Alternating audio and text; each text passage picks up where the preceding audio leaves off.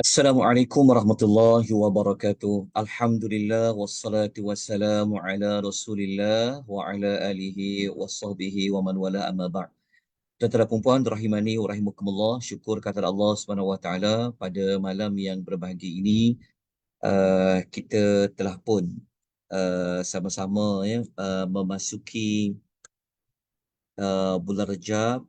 Ini merupakan malam yang ketiga bulan Rejab, yang mana bulan Rejab merupakan salah satu daripada bulan-bulan haram yang dimuliakan oleh Allah Subhanahu wa taala. Jadi bulan Rejab ini mana-mana amal soleh yang kita lakukan pahalanya berganda berbanding dengan bulan-bulan yang lain. Dan begitu juga yang kita bimbang, elakkan daripada melakukan maksiat kerana dosanya juga akan digandakan oleh Allah Subhanahu Wa Taala. Justru itu kita memohon hidayah daripada Allah, memohon taufik daripada Allah supaya Allah memberikan kita petunjuk, bimbingan, kekuatan untuk kita memperbanyakkan amal-amal soleh di bulan ini, yang mana kita mengambil kesempatan di bulan ini dengan kita meneruskan pengajian secara bertema tentang Yahudi menurut Al-Quranul Karim, yang mana kita malam ini akan memasuki siri yang ke-16. Ini bermakna kita sudah 16 kali bertemu di atas secara talian. Malam ini kita akan menyambung lagi. Mungkin saya akan ambil tiga sahaja perihal orang-orang Yahudi ini. Walaupun tiga, ada kupasan yang sedikit panjang, terutama tentang perihal yang pertama yang kita akan sebut pada malam ini. Jadi, tuan-tuan dan puan rahimani wa rahimakumullah, nota saya akan hantar selepas kuliah, iaitu nota untuk siri yang ke-15 pagi tadi kita buat kuliah ganti, dan juga malam ni siri yang ke-16. Baik, kita lihat apa yang kita akan pelajari pada malam ini. Okey, kalau siri yang ke-16 ini, okey, kita tengok. Okey, kesalahan yang ke-52. Okey, kenapa yang ke-52? Ini kita kombinasi daripada siri yang pertama lah, daripada siri yang pertama, kedua, ketiga. So kita sambung sampai ke 16. Sebab tu kita letakkan kesalahan yang ke-52, perihal yang ke-52. Okey, orang Yahudi ini, mereka adalah kumpulan manusia yang bukan sekadar mereka ini sangat benci kepada Islam, mereka bukan sekadar menjadi musuh utama bagi orang Islam, bahkan orang Yahudi ini, walaupun mereka ni ahlul kitab, mereka ni ahlul kitab, mereka lebih suka untuk berkawan, lebih suka untuk berpakat dengan orang-orang musyrikin, dengan orang-orang yang kafir, bukan ahlul kitab. Sepatutnya ahlul kitab, orang Yahudi ini ataupun orang Nasrani, mereka sepatutnya kena lebih dekatlah kepada orang Islam yang sama-sama asal usul agama mereka itu adalah daripada Allah. Tetapi orang Yahudi ni, kerana hasad mereka, kita telah belajar tentang perihal hasad mereka, maka mereka ini akan cari apa pun jalan asalkan umat Nabi SAW ini, mereka mereka ini tidak dapat, kita apa, tidak dapat kebaikan. Mereka ini menjadi satu umat yang akan yang akan dikecilkan, yang akan dianiaya. Jadi kesalahan 52 ini kita letakkan tajuk, mereka suka berkomplot ataupun mencari sekutu dengan orang yang kafir untuk menjatuhkan Islam. Ini pun peran orang Yahudi. Jadi mari kita lihat ayat rujukannya, kita ambil dalam surah Al-Ma'idah. Surah yang kelima, ayat nombor 80, muka surat 122 di dalam Al-Quran. Surah Al-Ma'idah. Apabila sebut surah Al-Ma'idah, tuan-tuan kena ingat ya, perempuan kena ingat, ibu-ibu semua, apa disebut Al-Maidah ni surah yang paling banyak membongkarkan keterukan, kekafiran, kecurangan Ahlul Kitab. Nah, surah Al-Maidah dia bukan hanya sebut tentang orang Yahudi, tapi dia juga menyebut bersekali dengan orang Nasrani. Jadi surah yang paling banyak membongkarkan komplot mereka, kesalahan mereka ni dekat Al-Maidah. Ya, InsyaAllah nanti mula minggu depan kita akan buat ulang kaji. Saya akan buat dia insyaAllah dalam tiap-tiap pagi. Kita akan buat ulang kaji untuk memahami nama surah, tujuan surah dan tema surah. Nama, tujuan dan tema. Untuk persediaan kita melalui bulan Ramadan yang akan muncul. Kita kata boleh kata dalam 2 bulan lagi lah. Kan? So kita akan mula minggu depan, kita ulang kaji balik apa modul-modul yang pernah kita pelajari sampailah bulan Ramadan. Kita tunggu poster, kita akan keluarkan. Baik, Al-Maidah ini kita tengok ayat nombor 80, Allah Taala berfirman, A'udzubillahi minasyaitonirrajim. Tara kathiran minhum. Okay, tara kathiran minhum yatawallawna alladhina kafaru labisa ma qaddamat lahum anfusuhum an sakhita Allahu alaihim wa fil adzabi hum khalidun. Okey. Al-Maidah ayat nombor 80. Okey. Kalau kita baca ayat ini, Allah mengatakan kamu akan melihat Muhammad. Allah mengatakan engkau akan melihat kebanyakan dari mereka. Mereka ni siapa? Mereka dekat sini kalau mengikut Al-Imam Ibn Kathir, macam Ibn Kathir ni dalam salah satu pentafsiran dia merujuk kepada, dia juga merujuk kepada orang-orang munafik. Okey. Tapi kalau kita rujuk dalam tafsir Al-Tabari, Al-Imam Al-Tabari merujuk kepada min Bani Israel, daripada Bani Israel. Bani Israel di sini dalam konteks ayat dalam surah Al-Maidah ini boleh juga merujuk kepada orang-orang Yahudi di Madinatul Al-Munawwarah semasa zaman Nabi SAW. Jadi kita akan lihat contoh nanti. Okay. So mereka orang Yahudi ini, mereka saling tolong-menolong dengan orang-orang kafir. Kita jumpa dalam ayat itu perkataan kafaru. Kafaru dekat situ adalah merujuk kepada al-musyrikin. Orang musyrikin yang telah menyembah al-awthan, yang telah menyembah bahala dan patung-patung. Mereka tolong menolong ni dalam perkara apa? Okey, dalam perkara kata Imam Al-Tabari wa yu'adawna awliya Allahi wa rasulihi, adalah untuk memusuhi, untuk memerangi wali-wali Allah dan Rasulnya, maknanya merujuk kepada memusuhi orang-orang yang beriman. Kalau baca dalam terjemahan lain, dia terjemah ayat nombor 80 ni, engkau melihat kebanyakan mereka menjadikan orang kafir sebagai pemimpin mereka. Samalah maksud dia. So mereka lebih suka dengan orang-orang kafir di kalangan musyrikin. Okey. Mereka melantik orang kafir sebagai musyrikin dalam bab apa? Dalam bab untuk menyakiti orang-orang beriman. Okey. Allah kata perbuatan yang macam ni sangatlah buruk apa yang mereka sediakan untuk diri mereka.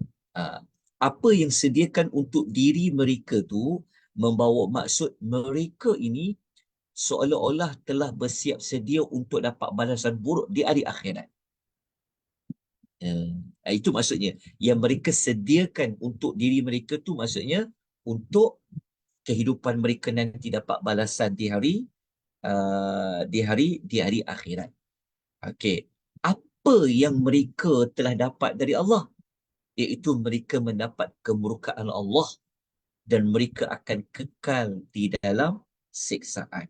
Jadi ada dua balasan kepada mereka, iaitu mereka mendapat kemurkaan Allah dan mereka kekal dalam api.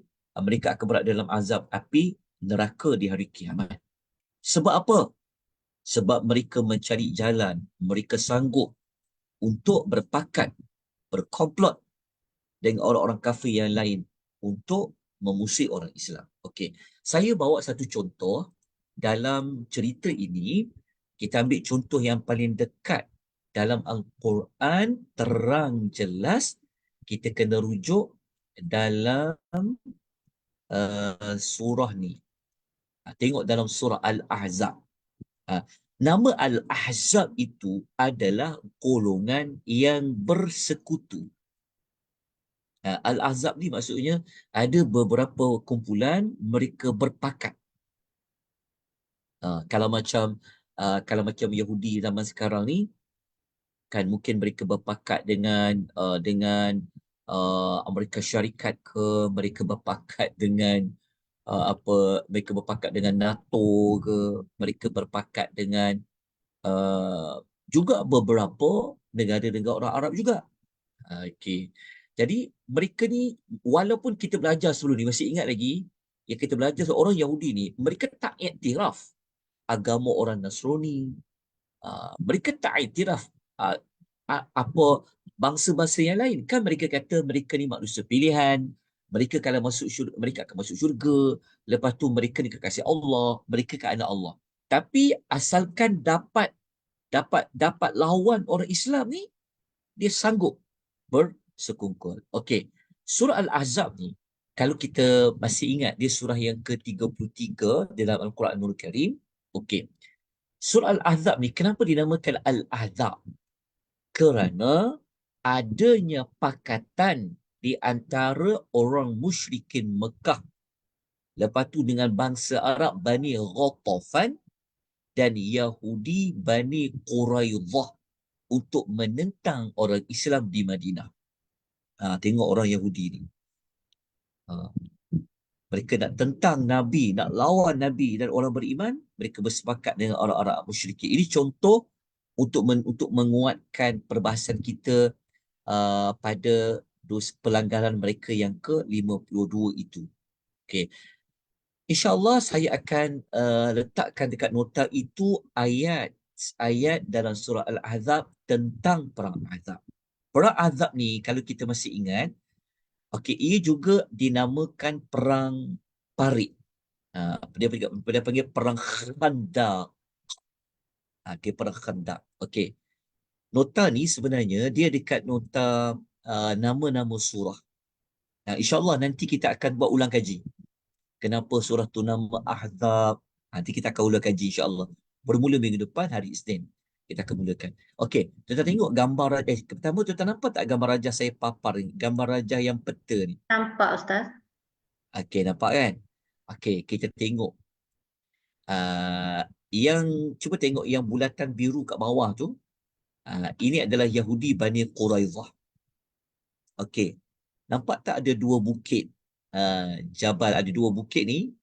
Lepas tu yang warna biru yang khandak ni parit lah. So para sahabat dia gali parit, khandak, yang menyebabkan musuh daripada mana? Al-Ahzab dekat sini. Nampak tak Al-Ahzab? Al-Ahzab dekat sini ada 10,000 tentera. Mereka tu siapa? Orang Quraisy Mekah, bangsa Arab Ghatafan. Lepas tu beberapa kabilah-kabilah lain. Tu dipanggil bersekutu. Mereka berpakat dengan juga Bani Quraidah. Nampak tak? Bani Quraidah ni Yahudi. Maknanya Nabi, orang Islam kat mana? Orang Islam kat depan ni. Hanya ada 3,000 saja. Bayangkan, musuh Islam datang daripada sudut apa? Datang dari sudut atas, datang dari sudut bawah. Orang Yahudi, dia datang dari bawah. Musuh orang Arab ni, musyrikin datang daripada atas. Tapi mereka tak boleh masuk sebab ada parit. Okey. Maklumat ini kita boleh jumpa dalam ayat Al-Quran. Tengok ayat surat Al-Ahzab tu lah. Saya baca sepintas lalu. Cepat-cepat sikit baca dia. Okey. Ayat dia macam ni. Okay, ni ayat dia. Dia mula ayat nombor 9. Ayat nombor 9 ni, Allah Ta'ala sebenarnya ingatkan orang-orang yang beriman macam mana mereka boleh menang dalam perang Khandaq tu. Sebenarnya dalam perang Al-Ahzab tu, orang Islam menang. Allah mulakan dulu ingatkan nikmat angin ribut dan angkatan tentera yang kamu tidak dapat melihatnya. Ha. Dekat sini tengok cara Allah cerita ni, dia tak cerita daripada mula, dia bawa kita pada konklusi perang itulah, jadi untuk ingat nikmat. Sebenarnya mereka menang lah. Okay, Allah hantar ribut yang kuat menyebabkan akhirnya tentera Al-Ahzab tu mereka ketakutan, mereka cabut lari. Lepas tu Allah hantar juga para malaikat. Okey, macam mana bermulanya? Kalau kita baca ayat nombor 10, Allah mengatakan idh ja'ukum min fawqikum wa min asfali minkum. Suatu tentera musuh datang menyerang dari bahagian atas dan dari bahagian bawah. Ni merujuk atas daripada mana? Yang gambar rajah tadi tu. Yang tak kita tengok rajah. Nampak yang atas ni, daripada atas ni adalah orang-orang musyrikin Mekah termasuk bangsa Arab yang lain. Daripada bawah adanya Yahudi Bani Quraidah. Waktu tu Allah kata kamu sangat takut, hati kamu sangat sangat gemetar, menyesak ke dada kamu. Masa itulah syaitan bisik tau. Syaitan bisik macam seolah-olahnya habislah korang, habislah, matilah korang ni kan. Contoh. Okey, panjanglah cerita dia. Okey, lepas itu kita baca orang beriman ni diuji dengan perasaan takut tu lah. Okey, dalam masa yang sama dalam tentera orang Islam tu ada orang munafik. Bayangkan. Ada orang munafik ni pula dia duduk cakap apa? Kalau kita baca ayat-ayat 12 tu kan, dia kata apa? Ma wa'adallahu wa rasuluhu illa ghurura. Dia kata Allah dan Rasul tak janjikan kepada kita melainkan tipu daya. Mereka kata apa? Kalau kita ikut pengajian hari Selasa tentang orang munafik, kita dah sebut dah. Orang munafik ni orang yang bawa masalah kalau pergi berperang. Mereka suka buat provokasi, mereka suka memecah belahkan kesatuan. Antaranya mereka kata dalam ayat 12 ni, mereka kata apa? Kamu semua keluar perang ni kan, Allah dan Rasul tipu je kat korang. Kalau kita belajar dekat minggu yang sebelum ni, orang munafik anggap orang Islam ini telah dipergunakan oleh agama dia. Itu contoh. Dan kita masuk pasal orang munafik lah. Kita kena fokus pasal orang munafik. Okey. Lepas tu, ni ini tentang orang-orang munafik lah. Kita pendekkan cerita. Saya nak masuk kepada Al-Ahzab tu. Lanjutkan sampailah ayat nombor 20. Nak cari perkataan Al-Ahzab tu. Yahsabuna al-ahzaba lam yadhabu. Orang-orang munafik ni dia punya takut tu sampai mereka kata tentang azab belum lagi pergi. Dan kalau tentang azab datang ni, orang munafik memang tak nak pergi perang lah. Ni kita telah tahu tentang subjek orang munafik. Okey, tapi orang beriman tak macam tu.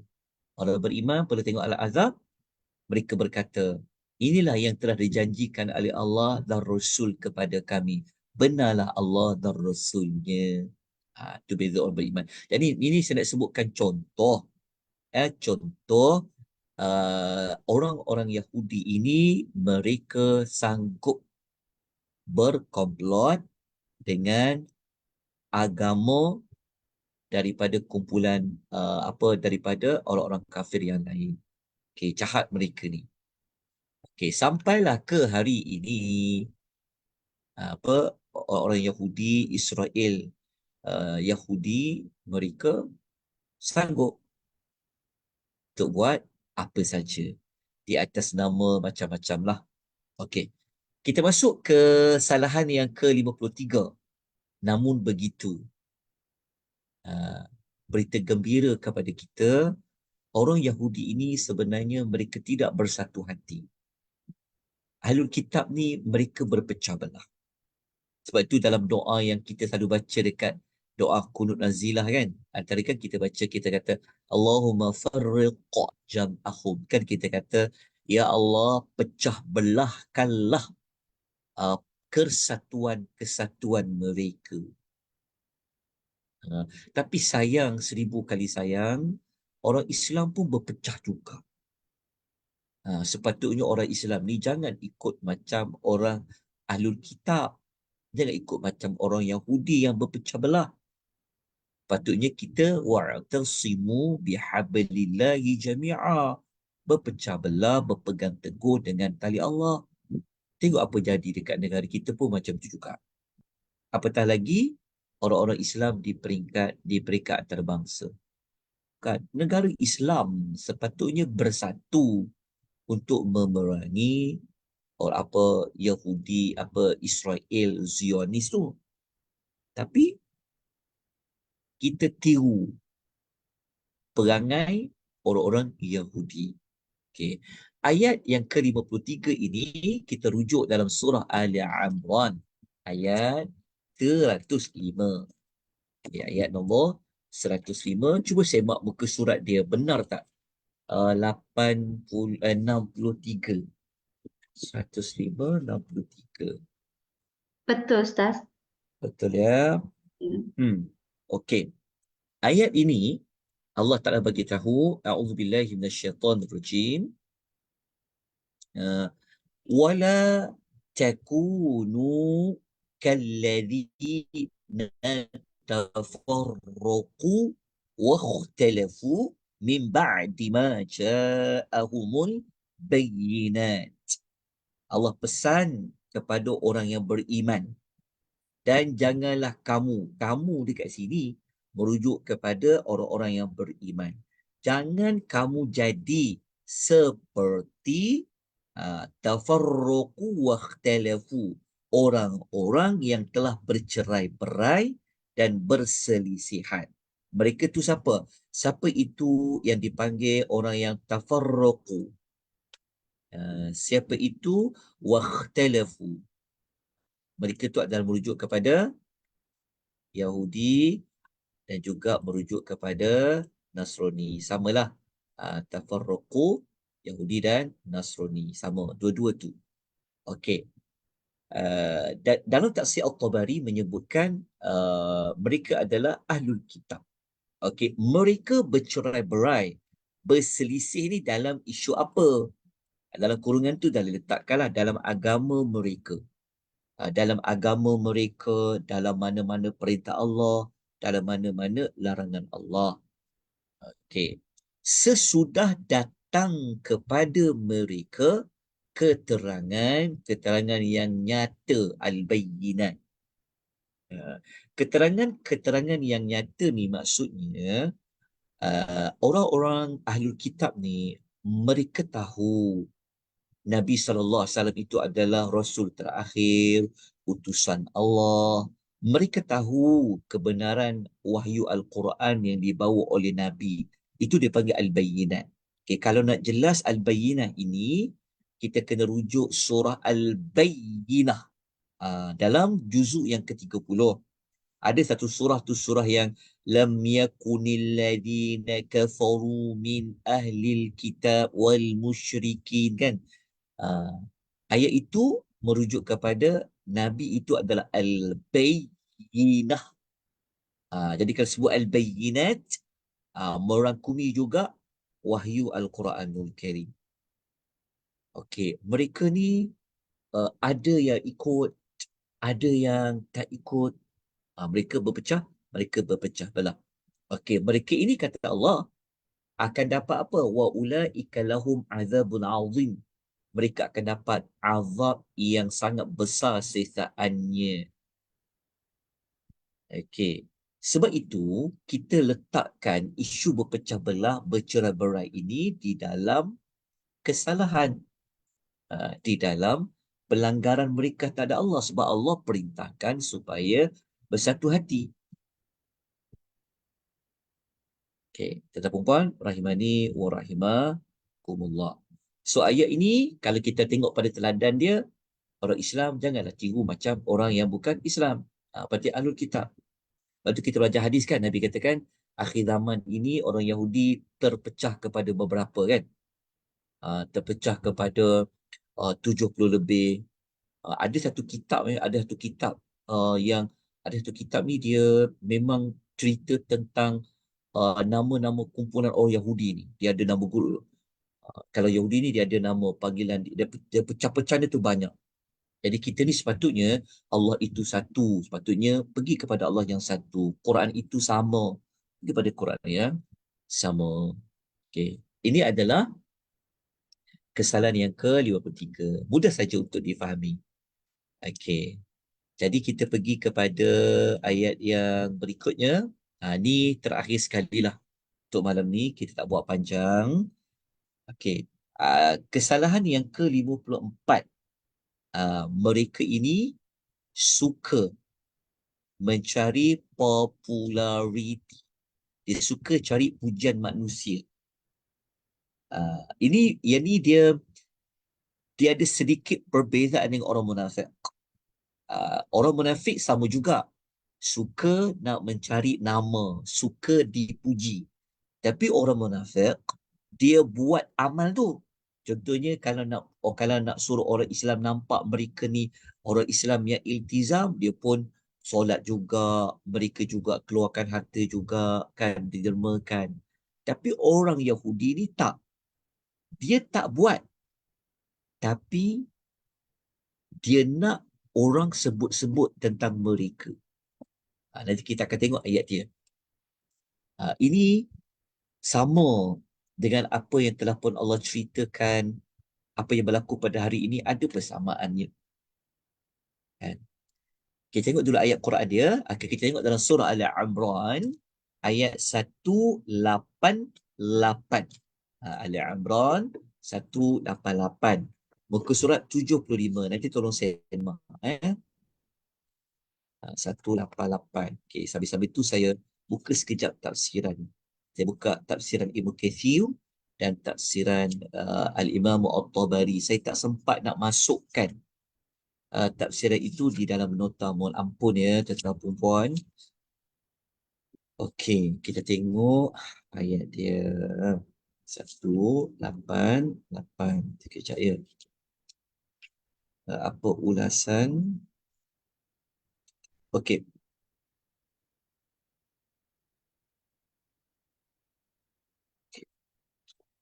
Ayat dia kita baca terlebih dahulu. A'udzubillahi minasyaitonirrajim.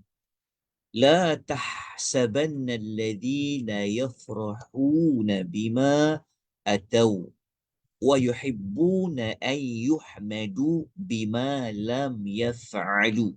Dekat sini. Dekat sini dia punya ayat sebenarnya kesalahan tadi dia bermula ayat ni lah. Wa yuhibbuna an yuhmadu bima lam yaf'alu. Sampai di sini. Daripada ayat ni kita jadikan dia sebagai kesalahan tadi tu. Okay, kita tengok terjemahan ayatnya. Kan, macam kita ni tak boleh tidak kena tengok terjemahan. Kan tidak, tak faham kita. Okay, kita tengok terjemahannya. Sekejap. Jangan sekali-kali engkau menyangka. Okay, Allah pesan kepada Nabi sallallahu alaihi wasallam dan juga orang yang beriman. Jangan kau menyangka orang yang bergembira dengan apa yang telah mereka lakukan. Maksudnya Allah Taala bagi tahu ada manusia dekat dunia ni dia suka nak famous dengan biar orang tahu apa mereka dah buat. Ni sikap ni maksudnya mereka buat sesuatu untuk mereka mendapat nama. Yang ni macam orang munafik lah. Dia buat untuk dia dapat nama. Ini pun boleh dikaitkan tentang orang-orang Yahudi jugalah. Tapi kita nak ambil yang kedua tu. Dan mereka pula suka dipuji dengan apa yang mereka tidak lakukan. Tengok. Mereka suka dipuji dengan apa yang mereka tak buat. Mereka tak buat. Tapi mereka suka orang cakap tentang baik tentang mereka. Okey. Lepas tu ayat ni Tuhan kata, jangan sekali-kali engkau menyangka mereka terselamat daripada azab. dan mereka pula akan dapat azab yang tak terperi. Maknanya Tuhan nak bagi satu khabar gembira kepada Nabi, Allah nak bagi semangat kepada Nabi bahawa Allah Ta'ala ni tak pernah lalai, tak pernah terlepas pandang terhadap apa yang dilakukan oleh ahlul kitab. Okey, mari kita lihat perbahasan mereka pula suka dipuji dengan apa yang telah mereka lakukan. Okey. Sebelum tu kita tengok dulu ayat ni sebenarnya cerita tentang siapa. Okey. Kalau tuan-tuan ada Quran, kita tengok setengah Quran terjemahan dia dah adalah menyebutkan ayat tu tentang siapa. Okey. Sekejap ya. Kalau saya merujuk dalam tafsir Al-Tabari, okay, Al-Imam Al-Tabari ni dia telah menukilkan ada tujuh pendapat para ulama tafsir tentang ayat ni sebenarnya nak fokus tentang siapa. Siapa yang manusia yang dia suka sangat bagi tahu dekat orang apa yang dia dah buat dan dia suka orang puji apa yang dia tak buat. Mereka ni siapa? Okey.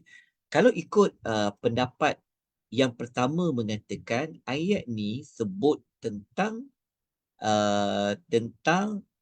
orang munafiqun. Tentang orang munafiqun. Nah, orang munafik ni ada pendapat kata dia tentang orang munafik. Kalau orang munafik, kan mereka suka, kami berjaya untuk dapat excuse daripada tak pergi perang. Mereka suka. Tapi mereka suka juga dipuji, mereka ni orang berani, orang beriman, orang yang taat Nabi. Dan kan mereka tak macam tu. Itu pendapat pertama katalah. Okay. Pendapat kedua kata, ayat ini cerita tentang akhbar Yahudi. Akhbar Yahudi ni maknanya di kalangan para alim ulama orang Yahudi. Pendapat kedua kata ayat ni khusus ceritanya tentang pembesar alim ulama orang Yahudi, ahbar. Okey.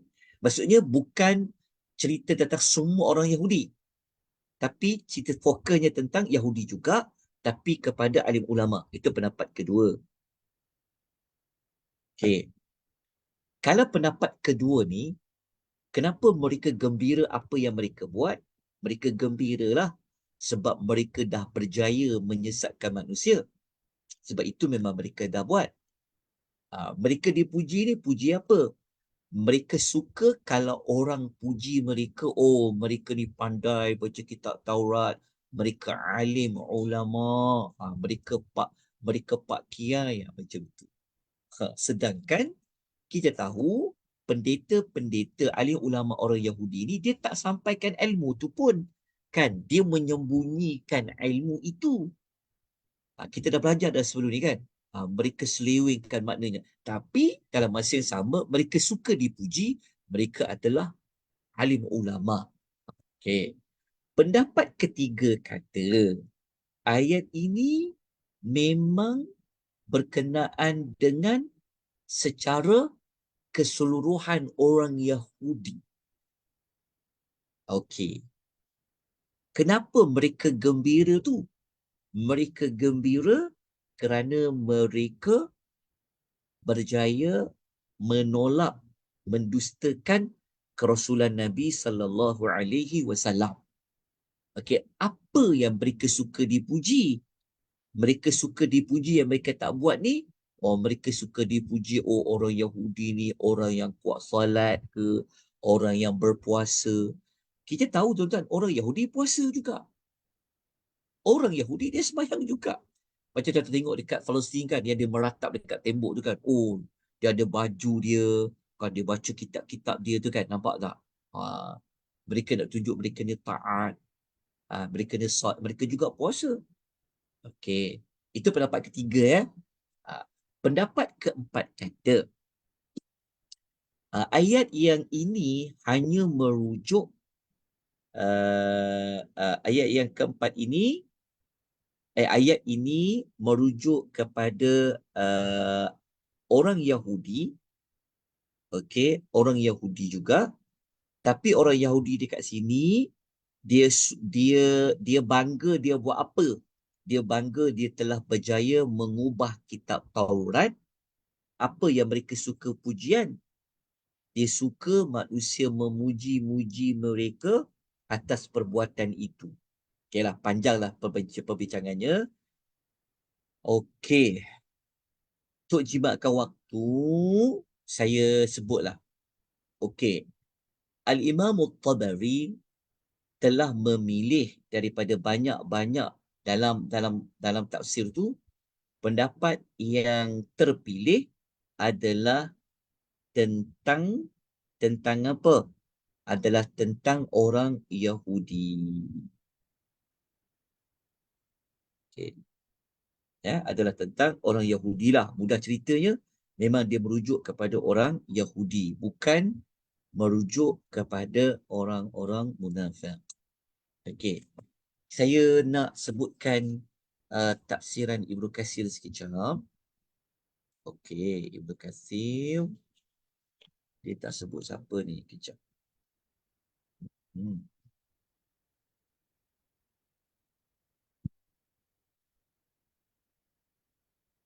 Okey. Saya sebut, saya ambil sedikit maklumat sebab tu sayang sekali sebab saya tak masukkan dalam nota tu. Tidak lebih jelas lah. Saya minta maaf, agak padat sikit waktu. Jadi saya kelemahan saya tak dapat urus waktu dengan baik hari ini, tak sempat nak masukkan tafsiran Ibnu Katsir. Okay, kalau ikut Ibnu Katsir ya, beliau menukilkan ulasan Ibnu Abbas radhiyallahu anhuma. Ibnu Abbas kata, Nabi SAW pernah bertanya kepada orang Yahudi ini tentang suatu perkara. Lalu mereka menyembunyikan maklumat itu daripada Nabi SAW. Mereka tak bagi tahu benda yang benar, tapi mereka tak bagi tahu benda yang lain. Okey. Setelah mereka berjaya buat macam tu, mereka dakwalah. Nabi tanya, kami jawab. Nabi tanya, kami jawab. Faham tak? Jadi, mereka war-warkan kepada orang, kata, Muhammad ni, dia tanya kami tau. Dia tanya kami tentang soalan-soalan. Dia tanya kami tentang sesuatu. Nampak tak? Sebab tu mereka bergembira dengan apa yang mereka lakukan. Maksudnya mereka bergembira setelah bayangkan Nabi Muhammad itu tanya dekat dia orang. Kan? Soalannya soalan macam Nabi Muhammad pun refer dia orang, rujuk mereka. Itu memang betul lah Nabi tanya. Tapi mereka dipuji dengan apa yang mereka tidak lakukan. Maksudnya adalah mereka tak bagi tahu benda yang benar. Faham tak? Mereka suka dipuji. Kami dah bagi jawapan pada Muhammad sebab Muhammad tanya pada kami soalan.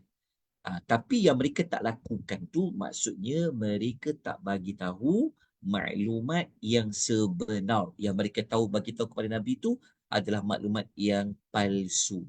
Itulah pentafsiran yang dipilih oleh Al-Imam At-Tabari.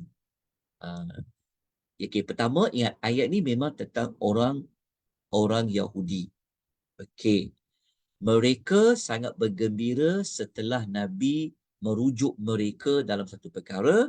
Mereka minta dipuji tentang mereka dia menjadi rujukan Nabi, tetapi mereka menyembunyikan maklumat itu. Tapi kita pun tahu Allah akan memberitahu kepada Nabi tentang apa yang mereka sembunyikan. Itulah maksud ayat tadi. Okey. Faham tak tuan-tuan dan puan-puan rahimani wa rahimakumullah? Kalau dalam konteks pada hari ini, cuba kita tengok filem. Kan filem banyak orang Yahudi buat kan. Kalau kita tengok contoh macam Amerika lah contoh kan. Mereka ni orang yang paling kuat sekutu dengan Israel, Zionis lah. Semua orang tahu, tak ada siapa yang boleh tolak. Kan? Kalau kita tengok mereka ni kan, dalam filem-filem kan, dekat dalam dunia tengok, oh mereka ni orang yang contohnya mereka adalah bangsa yang nak menjaga keamanan, contoh kan. Semua orang kata, kalau tengok dalam filem kan nampak macam, oh mereka lah orang yang apa yang lawan teroris ke, mereka lah yang menentang mana-mana, mereka lah menegakkan hak asasi manusia ke kan. Mereka tak suka berperang, mereka akan hantar tentera untuk kawal negara tu. Sebenarnya mereka tak buat pun. Tapi sebaliknya, sama macam Nabi tu kan. Ha, dunia nampak macam, oh mereka, lepas tu mereka buat pertubuhan sekian kan. Ha, tapi sebaliknya tidak macam tu. Mereka lah sebenarnya yang memecah belahkan negara orang Arab. Pernah berlaku dalam cerita Arab Spring.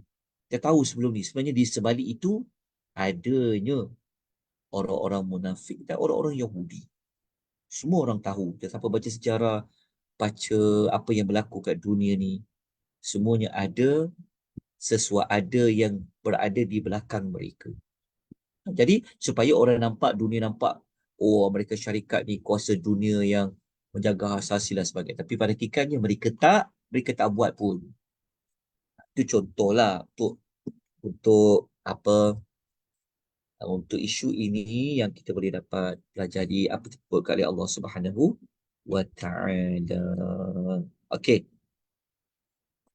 dalam masa yang sama, mereka suka banggalah kalau orang kata, oh mereka kuasa dunia, mereka mereka telah berjaya membunuh Saddam Hussein ke apa sebagainya. Itu yang dikaitkan bergembira dengan apa yang telah mereka buat. So mereka ni ada dua watak. Ada dua watak. Bergembira dengan apa yang mereka suka cari populariti, nak cari pengaruh, nak terkenal. Dalam masa sama, mereka buat satu dakwaan palsu, sebenarnya tak tak sama seperti apa yang mereka dakwa. Wallahu ta'ala alam. Itu saja yang dapat kita kongsikan pada malam ni, tuan-tuan dan puan. Moga-moga memberi manfaat. Moga-moga menambahkan kegeraman kita. Kan? Oh Yahudi ni kan. Allah marah. Nanti kita akan belajar dekat hujung-hujung topik Yahudi. Kita akan keluarkan apakah gelaran yang kita nak beri kepada orang Yahudi selepas ini. Kalau sekadar kita nak buat hashtag Yahudi Zionis ke apa kan, lepas ni kita dah boleh buat beberapa lagi hashtag Yahudi ni siapa sebenarnya. So lepas ni kita kena kempen. Yahudi ini siapa? Kaki auta, kaki komplot, kaki apa, nanti kita akan ceritakan insyaAllah. Baik, setakat ni ada apa-apa soalan, ada apa-apa pertanyaan, tuan-tuan dan puan, dapat ikuti dengan baik. Moga-moga ada maklumat tambahan tak? Ustaz, Puan Nitsum ada tanya kat chat. Dia tanya apa tu? Saya tak perasan. Masih bolehkah orang Yahudi yang tak beriman sekarang dipanggil sebagai ahlul kitab? Bolehkah dimakan daging sembelihan mereka? Okey. Soalan ni kalau ahli kitab tu bolehlah kita panggil, sebab macam Allah pun memanggil kan, dalam Quran pun, macam dalam suratul Bayyinah contoh, Allah pun panggil mereka adalah ahlul kitab. Memberi nama ahlul kitab tu tak apa. Nama ahli kitab tu memang betul lah mereka ahlul kitab. Tetapi kita sedia maklum bahawa walaupun kalau mereka ahlul kitab, sepatutnya mereka kena menerima Islam. Mereka kena menerima kitab Al-Quran. Kalau mereka sebenar-benar ahlul kitab, itulah yang sepatutnya. Jadi boleh tak kalau kita panggil mereka kitab? Jawapannya boleh. Maknanya kalau mereka gembira sangat, kan bangga dengan gelar ahli kitab, sepatutnya mereka masuk Islam. Mereka kena terima Nabi SAW. Saya ada nukilkan, saya lupa nak tunjukkan nota pagi tadi tu. Saya ada sebut tentang Kejap ya, saya tunjukkan. Ahli kitab ni, kalau mereka dakwa mereka ahli kitab, mereka perlu sebenarnya ikut Nabi ni. Sekejap. Sekejap ya. Saya tunjuk.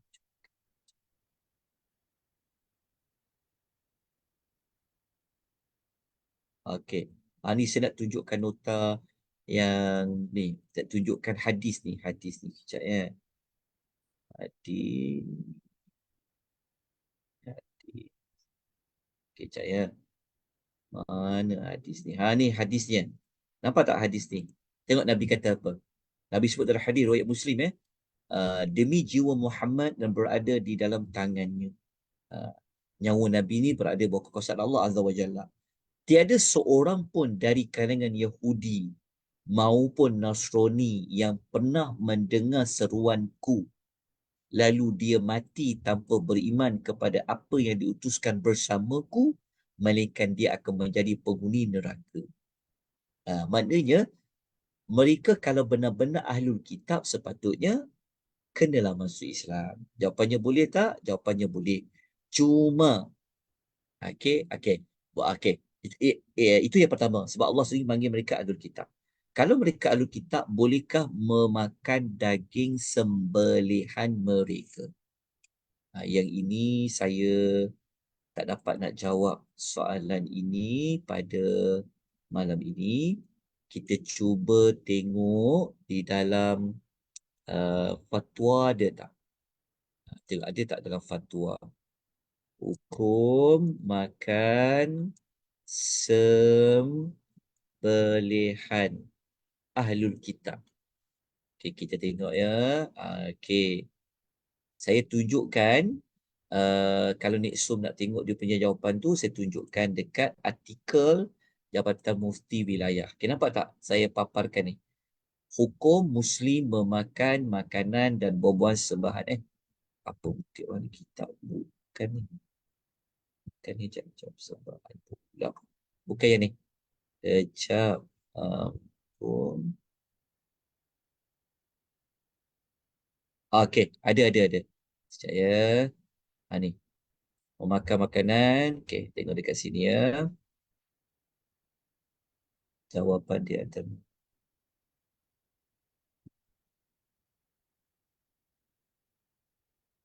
Okey, tengok yang perkara kedua, nampak tak? Perkara kedua ni, umat Islam, saya tunjukkan guna pointer. Saya tunjuk pointer. Okey. Nampak tak? Sekejap ya. Okey, nampak tak spotlight ni? Nampak Ustaz? Umat Islam dibenarkan untuk memakan makanan yang disembelih oleh orang Islam atau ahli kitab. Sebagaimana ayat Quran ni. Al-yawma uhilla lakum at-tayyibatu wa ta'amul ladzina utul kitab hillul lakum wa ta'amukum hillul lahun.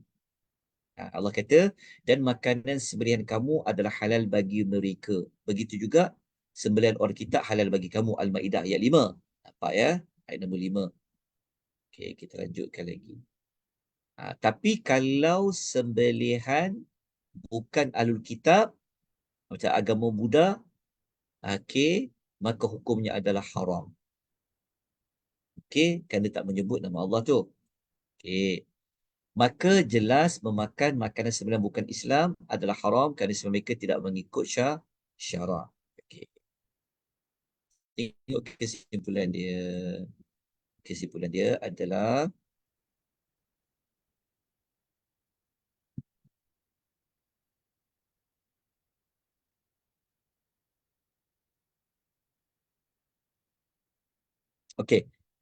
secara umumnya boleh, cuma nanti saya kena dapatkan kembali nanti insya-Allah saya cuba carikan maklumat yang lebih terperinci lah tentang ahli kitab tu. Ya. Okey. So saya simpan dulu soalan tu, nanti ingatkan kat saya. Okey, ada soalan lain ke? Okey, sekejap. Nak tengok Qardawi sebut apa hukum sebenar Alkitab. Okey, sebenar kitab ni.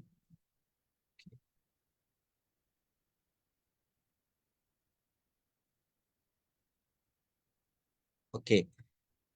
Ada juga macam ni. Kalau saya sempat rujuk kat sini, ada para ulama, kalau kita baca Quran tadi boleh. cuma beberapa syarat. Ada beberapa syarat. Boleh. Kalau orang Yahudi, Alkitab boleh. Syarat pertama, syarat pertama, mesti penyembelihan itu sama macam orang Islam sembelih. Sama macam mana macam orang Islam sembelih tu? Diputuskan urat halqum dia, urat maurikh dia. Okey. Kalau orang Yahudi tu, kalau ahli kitab tu dia sembelih bukan cara seperti orang Islam sembelih, macam dijeruk leher dia ke apa, yang tu tak boleh lah, tak boleh makan. Jadi syarat dia mesti disembelih macam orang Islam. Syarat yang kedua, okey, mesti waktu sembelihan itu tidak disebut nama selain daripada Allah. Faham tak? Maksudnya kalau Alkitab tu disebut dengan nama Al-Masih, contoh, dengan nama Dajjal ke, itu tak boleh. Macam syarat yang kedua, dia mesti tidak menyebut nama-nama lain selain hanya nama Allah Azza wa Jalla. Itu maklumat yang sempat saya rujuklah sedikit. Okey. Wallahu ta'ala a'lam.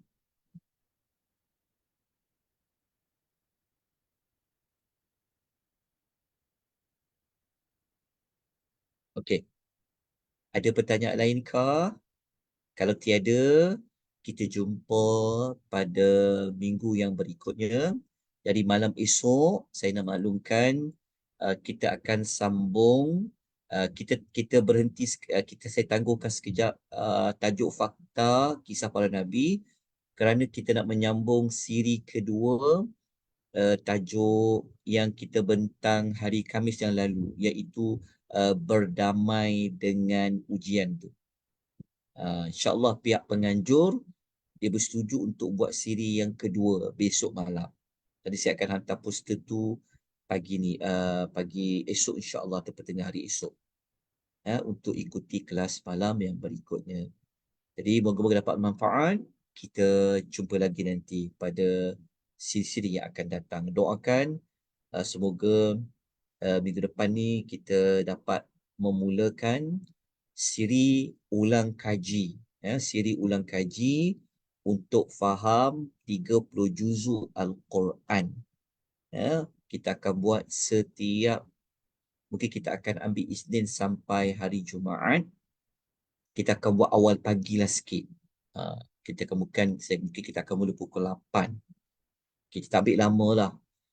Kita ambil pendek saja, mungkin dalam setengah jam atau 40 minit saja. Kita nak bincang, kita nak buat ulang kaji, nak faham surah tu tentang apa objektif dia, apa tema saja. Itu saja. Sampai kita habis 114 surah. Okay. Doakan insyaAllah. Mula Isnin depan, kalau tengok dalam kalender ni, kita akan masuk pada 21. Bukan 22, 10 hari bulan Rejab. Okey, 10 hari bulan Rejab. 10 hari bulan Rejab. Okey. Nanti saya, kalau ada mana kelas bertembung tu, nanti kita tengok macam mana nak uruskan, insyaAllah. Aqulu qouli hadza wa astaghfirullahal azim. Barakallahu fikum. Kita sudahi dengan tasbih penghapus dosa, tasbih kafarah dan suratul Asr. Subhanakallahumma wa bihamdika asyhadu an la ilaha illa anta astaghfiruka wa atubu ilaik. Jazakallah khair Ustaz.